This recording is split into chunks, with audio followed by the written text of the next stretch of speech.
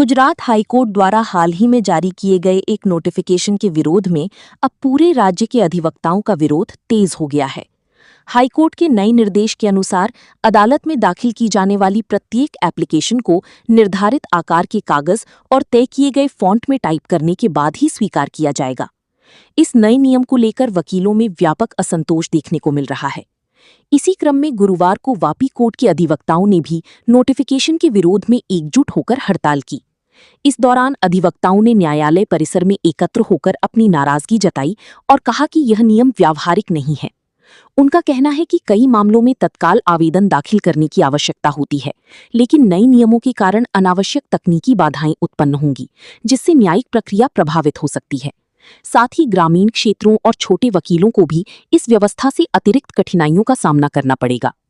वकीलों का कहना है कि न्याय व्यवस्था को सरल और सुलभ बनाने की आवश्यकता है, जबकि इस प्रकार की नियम अदालतों में कामकाज को और अधिक जटिल बना सकती हैं। अधिवक्ताओं ने गुजरात हाईकोर्ट से इस नोटिफिकेशन पर पुनर्विचार करने और इसे तत्काल वापस लेने की मांग की है।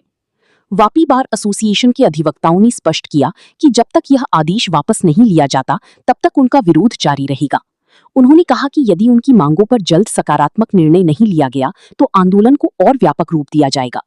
फिलहाल इस हड़ताल के चलते वापी कोर्ट में न्यायिक कार्य भी प्रभावित हुआ और कई मामलों की सुनवाई पर असर देखने को मिला।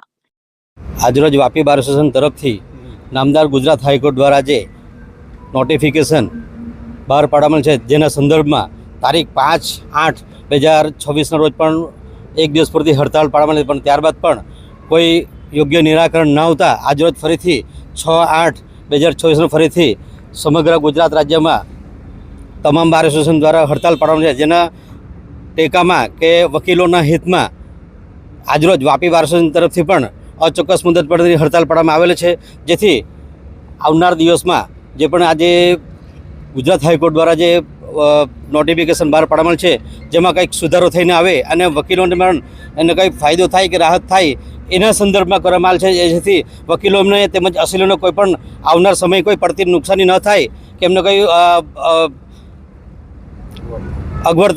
સગવડતા સરખી રીતે થઈ જાય, એના માટે આ હડતાળ પાડવાનો મારો ઈરાદો છે। નોટિફિકેશનમાં એવું શું છે કે હડતાળ પર ઉતરવું પડ્યું? નોટિફિકેશનમાં જે એમના દ્વારા જે ફોન નક્કી કરવામાં ચોક્કસ આવેલા છે, એ ફોનમાં મોટાભાગે એવા છે કે કોઈના કોમ્પ્યુટરમાં મોટાભાગે લગભગ એને કરવું હોય તો પહેલાં થતું નથી, ઇન્સ્ટોલ થતું નથી, એને મોટાભાગે પ્રોબ્લેમ આવે છે।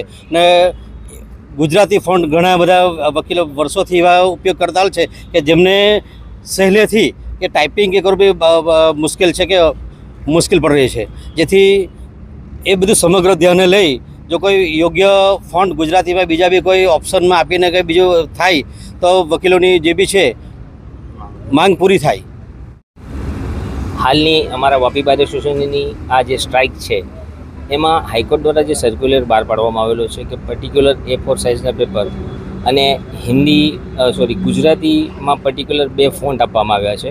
એ ફોન્ટમાં જ અમારે ટાઈપ કરીને મેટર કે એપ્લિકેશન પુટઅપ કરવાની છે, અને જો અંગ્રેજીમાં હોય તો અંગ્રેજીમાં પણ એના પર્ટિક્યુલર ફોન્ટ આપેલા છે, એ ફોન્ટ યુઝ કરીને જ અમારે એપ્લિકેશન કે મેટર ફાઇલ કરવાની। અને એના માટે હાલના જે બધા એડવોકેટ્સ છે એને ઘણી મોટી તકલીફો છે, અને એ તકલીફો એડવોકેટ્સની તકલીફ એટલે પક્ષકારોની તકલીફ, એટલે એના નિરાકરણ માટે અમે આ સ્ટ્રાઇક કરેલી છે।